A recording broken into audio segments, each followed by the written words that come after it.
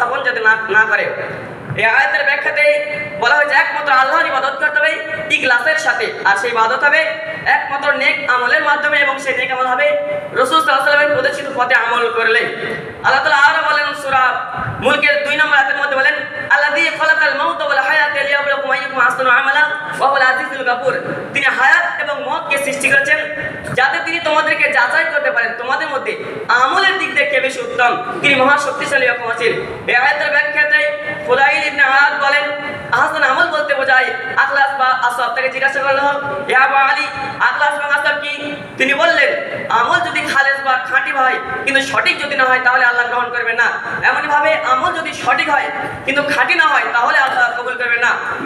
ইবাদত কবুল হওয়ার শর্ত হলো খাঁটি হওয়া, সঠিক হওয়া।